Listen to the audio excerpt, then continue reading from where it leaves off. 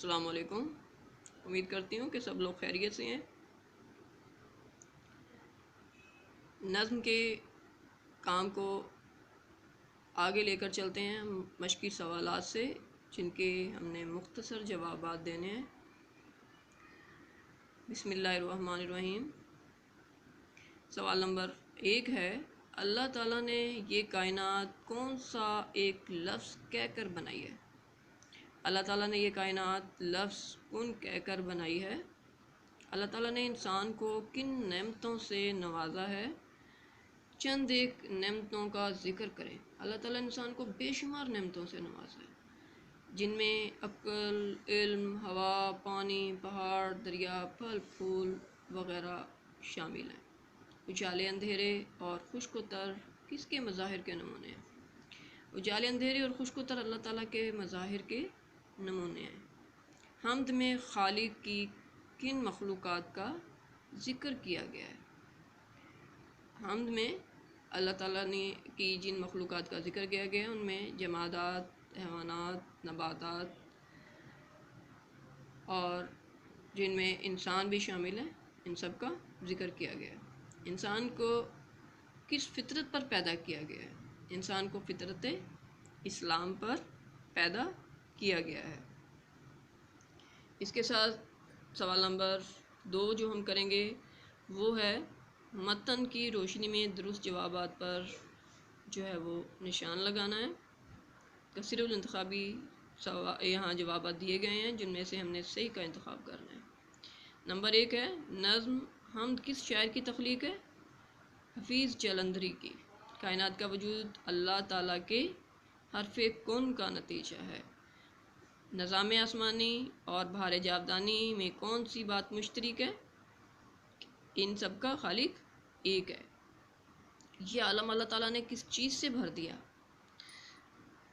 اس میں تمام آپشنز جو ہیں وہ آئیں گے، رنگ و بو، مخلوقات، جمادات و نباتات۔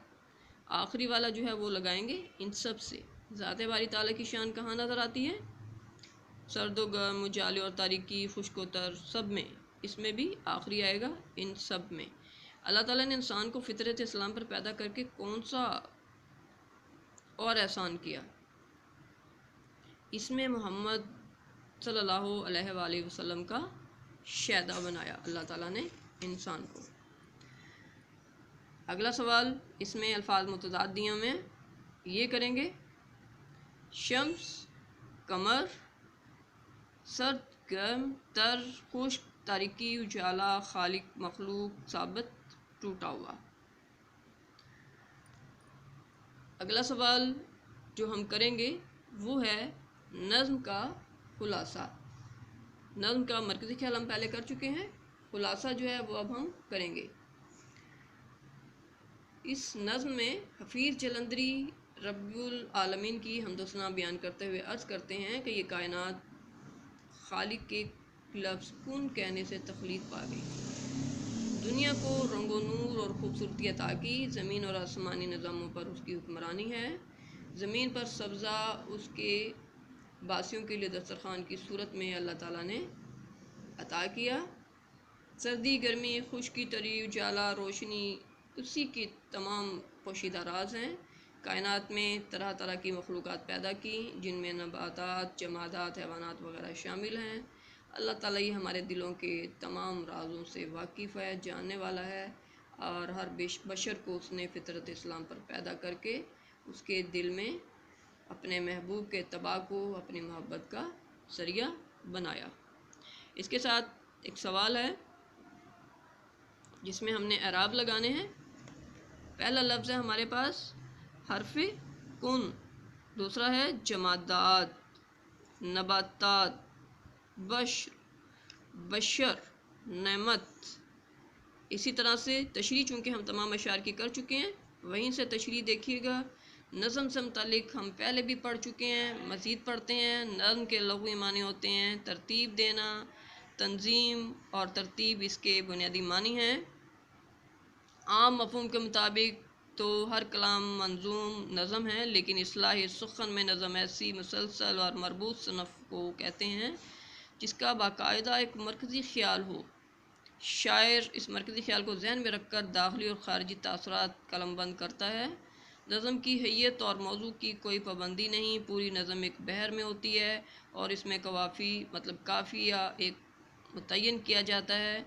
اردو شاعری کو محمد حسین آزاد، مولانا حالی، علامہ محمد اقبال، جوش ملی آبادی، حفیظ جلندری، ظفر علی خان، احسان دانش اور فیض احمد فیض نے نظم کی دولت سے مالا مال کیا۔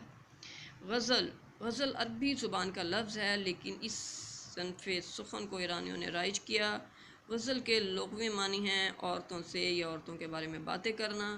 ہرن جب خوف زدہ ہو کر دردناک چیخ مارتا ہے تو اس سے بھی غزل کہتے ہیں۔ اگرچہ غزل بھی نظم ہی کی ایک صورت ہوتی ہے، لیکن اسلام میں غزل شاعر کی وہ قدیم قسم ہے شاعری کی جس میں حسن و عشق کے متعلق